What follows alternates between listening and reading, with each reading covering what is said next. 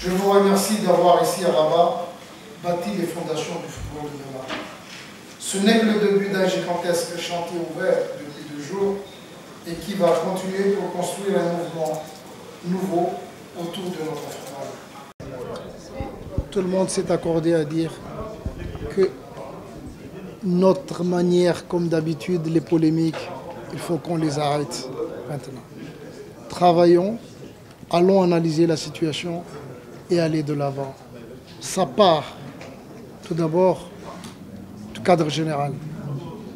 Vous avez vu, chaque équipe qui arrive en finale ou qui gagne le titre de la Coupe du Monde, ce sont des équipes qui se sont bien préparées et qu'il y a une stabilité. Le mot-clé, c'est la stabilité.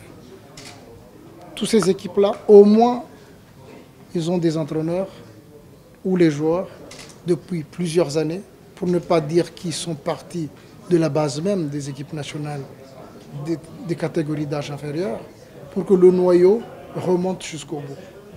Et aucun entraîneur qui ont gagné des titres ces derniers temps arrive comme ça. Au moins 6 ans à la tête de ces équipes. Et ce sont des équipes qui participent à 2, 3 éditions de la Coupe du Monde.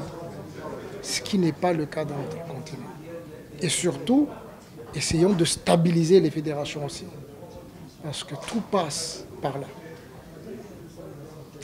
Il y a des exemples très pertinents où l'instabilité fait ravage pour notre football. Et qu'il y a des résolutions qui imposent aujourd'hui à la CAF de revoir tous ces aspects-là. Et de 2, il doit y avoir une redéfinition de la politique de football de jeunes. Incontournable. Au niveau de l'arbitrage, vous avez vu, vous avez entendu, j'espère, que l'assainissement, parce qu'il y a aussi un facteur qui fausse la représentation africaine.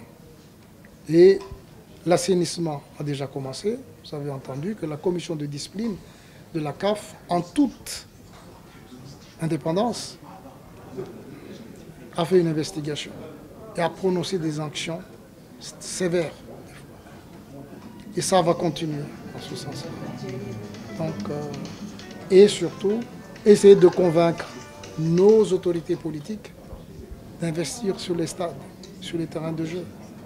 Parce qu'on peut dire tout ce qu'on veut, mais si on pratique toujours le football sur une rizière ou sur un terrain caillouteux, comme certains disent, nous ne pouvons pas s'attendre à des résultats honorables. Le travail continue et que tout ça est rediscuté. Et surtout, même aujourd'hui, si à la Coupe du Monde, ça doit être aussi une préparation pour la Coupe du Monde. C'est ce qu'on nous a imposé aussi.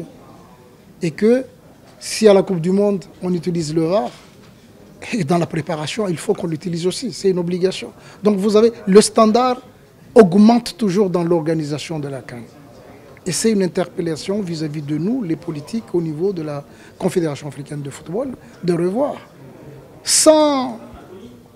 Et la presse doit nous aider dans ce sens, pas pour polémiquer, mais pour réorienter, pour nous baliser, afin que nous puissions aller de l'avant dans ces réformes que nous voulons mettre en place.